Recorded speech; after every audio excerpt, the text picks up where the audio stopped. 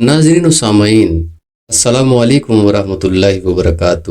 ذرا ٹھہریے، سانس کو آہستہ کیجیے اور دل کے دروازے پہ ہلکی سی دستک دیجیے۔ آج ہم جس ہستی کا ذکر کریں گے وہ صرف الفاظ کے عالم نہیں بلکہ دلوں کی خاموش زبان سمجھنے والے امام ابو حامد محمد بن محمد الغزالی ہیں۔ ان کی عظیم تعلیم بتاتی ہے کہ علم دل میں اترے تو روشنی بنتا ہے اور عبادت اخلاص سے راستہ دکھاتی ہے۔ آئیے چند لمحوں کے لیے دل کو ٹھہرا کر ان کی فکر کے سائے میں اس سفر کا آغاز کریں۔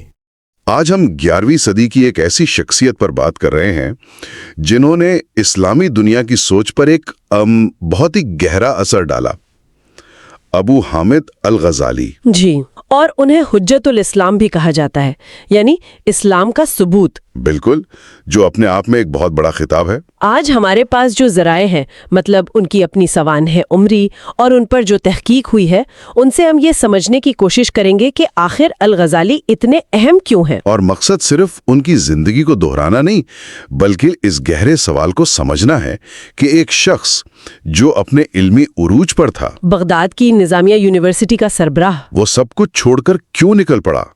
یہی کہانی کا سب سے دلچسپ پہلو ہے نا؟ بالکل، یہ ایک شدید روحانی اور آپ کہہ سکتی ہیں علمی بحران تھا۔ اچھا، تو 36 سال کی عمر میں آخر ہوا کیا تھا؟ وہ خود لکھتے ہیں کہ انہیں ہر چیز پر شک ہونے لگا تھا، مطلب اپنے حواس پر، اپنی عقل پر بھی۔ ہر چیز پر؟ جی، انہیں یہ احساس کھائے جا رہا تھا کہ ان کا علم، ان کا منصب، یہ سب خدا کے لیے نہیں ہے، یہ ان کی اپنی انا کے لیے ہے۔ اوہ! اور یہ احساس اتنا شدید تھا کہ ان کی زبان تک بند ہو گئی تھی، وہ پڑھا نہیں پاتے تھے۔ یعنی یہ کوئی صرف نظریاتی معاملہ نہیں تھا بلکہ ایک جسمانی بحران بن گیا تھا۔ بالکل، اور اسی کیفیت میں انہوں نے سب کچھ چھوڑ دیا، بغداد، اپنا منصب، شہرت، سب کچھ، اور 10 سال کے لیے ایک زاہد کی زندگی گزارنے نکل پڑے۔ اور اسی سفر کے دوران انہوں نے اپنی وہ شاہکار کتاب لکھی، احیاء علوم الدین۔ جی، اس کتاب کی خاص بات کیا ہے؟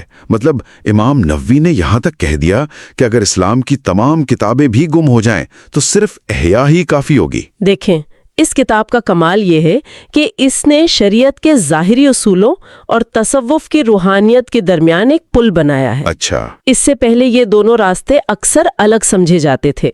غزالی نے دکھایا کہ ایک سچا مسلمان بے وقت ایک عالم دین بھی ہو سکتا ہے اور ایک صوفی بھی۔ لوکو صحیح، لیکن اس دور میں ایک اور بڑا چیلنج تھا، یونانی فلسفہ۔ جی، اور اس کے جواب میں انہوں نے ایک اور بہت متنازع کتاب لکھی، تحافت الفلاسفہ، یعنی فلسفیوں کی بربطی۔ ہاں، اس میں انہوں نے ابن سینا اور الفارابی جیسے فلسفیوں کو چیلنج کیا۔ ان کا کہنا تھا کہ ہر واقعہ، جیسے کپاس کا آگ سے جلنا، یہ کسی قدرتی قانون کی وجہ سے نہیں ہوتا۔ تو پھر کس وجہ سے ہوتا ہے؟ یہ براہ راست خدا کی مرضی سے ہوتا ہے، ہر بار۔ اور اسی کتاب کی وجہ سے ان پر یہ الزام لگتا ہے کہ انہوں نے اسلامی دنیا میں سائنسی سوچ کے زوال کی بنیاد رکھی۔ جی، یہ ایک بہت بڑی بحث ہے۔ تو کیا یہ الزام درست ہے؟ اس پر ماہرین میں شدید اختلاف ہے۔ کچھ کہتے ہیں کہ ہاں، ان کے فلسفے پر حملے نے تنقیدی سوچ کو روکا، اور دوسرے محققین کا کہنا ہے کہ یہ بات درست نہیں۔ الغزالی سائنس کے خلاف نہیں تھے، وہ صرف اس سوچ کے خلاف تھے کہ اگر کوئی ریاضی میں ماہر ہے تو ضروری نہیں کہ اس کے فلسفیانہ نظریات بھی درست ہوں۔ اچھا، یعنی وہ علم کو اس کے میرٹ پر پرکھنے کی بات کر رہے تھے۔ بالکل۔ ایک شخص جو خود علم کے ایسے بحران سے گزرا ہو، اس کا استاد اور شاگرد کے بارے میں کیا نظریہ تھا؟ بہت دلچسپ نظریہ تھا۔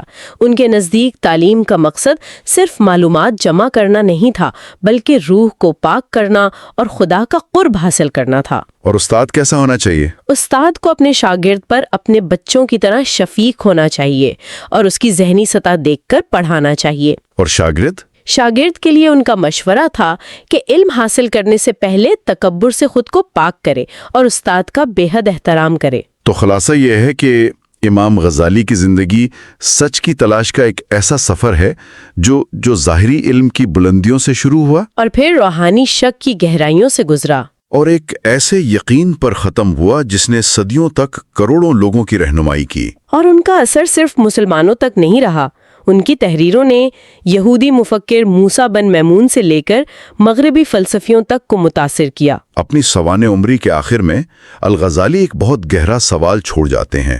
وہ کہتے ہیں کہ جب ہم نیند سے جاگتے ہیں تو ہمیں احساس ہوتا ہے کہ ہمارے خواب غیر حقیقی تھے۔ جی، تو کیا یہ ممکن نہیں کہ ہماری یہ جاگتی ہوئی زندگی بھی کسی اور اونچی حالت کے مقابلے میں ایک خواب ہی ہو، اور شاید موت ہی اصل بیداری ہو؟ یہ سوال آج بھی ہمیں حقیقت کی نوعیت پر سوچنے پر مجبور کر دیتا ہے۔